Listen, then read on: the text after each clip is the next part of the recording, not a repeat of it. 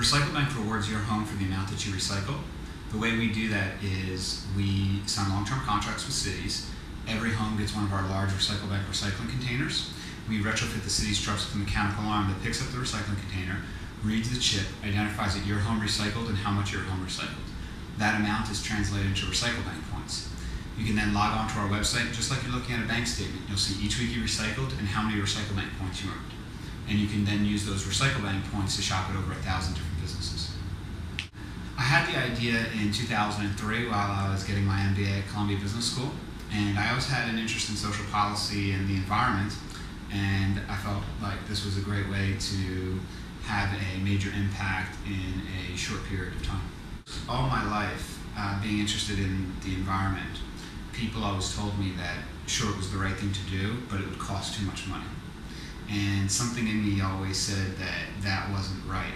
And it took time for me to develop my background in economics and background in business to formulate philosophy and ideology about how to align incentives around positive environmental actions that are also value creating from an economic standpoint. So as I started looking at the recycling industry, I saw that there were massive inefficiencies.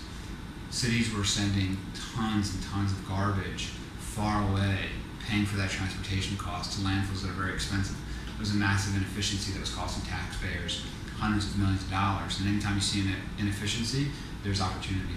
We did a pilot program in Philadelphia, and then we got Wilmington, Delaware, and Clayton, New Jersey to sign on as our first partners. And those were two great cities that really gave us a huge boost in terms of enabling us to learn a lot, but also enabling us to sell to other cities because they were great references for us. The wave technology on trucks was slowly being developed for other purposes, and we co-opted that technology and helped advance it.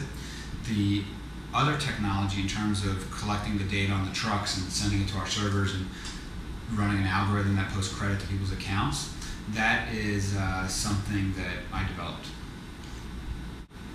I financed it out of my savings first, so I depleted all of my savings to get the company launched. Columbia University was the seed investor.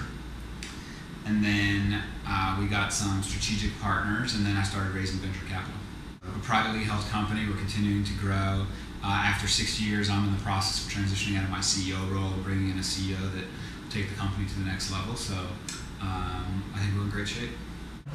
I don't think it's any more difficult than any other field. So I think it's unfair to the environmental space to say that it takes a certain amount of capital in order to be able to be successful in that space. It takes a certain amount of capital in any industry or space to be successful.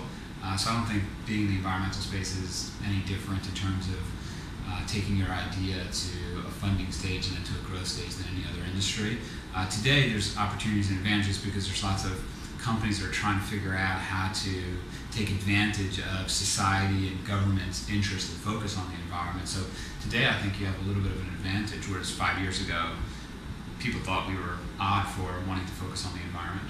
I think it's important for companies that are focused on preserving our environment and want to be for-profit to have a business model that does not include any government funding. And they should look at government funding or subsidies as a opportunity that may or may not come along, but it's not core to their P&L. And I think that's really key because now that there is a lot of government funding, a lot of businesses are starting to develop with the assumption that it's going to get subsidies or funding or support from the federal government because the federal government is starting to spend in that area. And that's not a sustainable business model. And I think that it poses somewhat of a threat unintentionally to the environmental movement because if those businesses don't get that funding, they're going to disappear, and then it's going to appear that the environmental movement had failed. Anybody who is starting a business for the first time is naive. It doesn't matter what industry they're starting in, and I understand that if there's federal dollars out there, people think that they're going to get those federal dollars. What I always say is that RecycleBank had a great advantage getting started under the Bush era. And people look at me askance when I say that because the Bush administration was not supportive of environmental initiatives. The reason I say that is that because the Bush administration was not supportive of environmental initiatives, there was never a conversation internally at RecycleBank getting government subsidies or support from the federal government when we started the business, and we could never tell an investor that we would. And so we had to build our business based on the view that we would create a successful business based on our business model. And if we got support from the federal government, great. And we have along the way actually gotten some support from the federal government, which has been incredibly appreciated, but it's not something that we can rely on year in and year out. If it takes you more than 3 minutes to explain your entire business, your business can't be explained, and therefore no one knows what they're buying and no one will buy. So being very succinct with your communications is critically important. That's the first thing.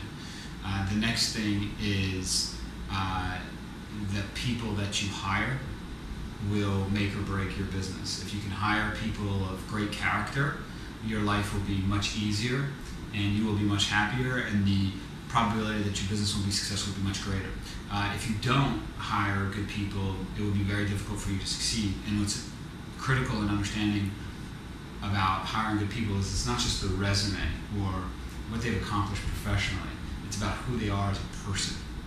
And that is incredibly important to value as someone trying to build a company and build a culture. I think it's important when a founder who has been the CEO for many years transitions, it's really important to allow that CEO the time to do what they need to do to shape the company that they're now leading. So I'm remaining on our board of directors and will help the CEO out. However, he needs my help. I also am the partner in another business that has sustainability at its focus called Linhart Design Studio, which is a jewelry company that designs and manufactures high-end jewelry with sustainability at its core. And so we use all recycled metals and ethically sourced gems and stones. And so I have that project, and then I'm sitting on the board of a couple of other companies, and I'm going to be teaching a couple of classes in the area, and just looking for my next thing and trying to continue to enjoy life.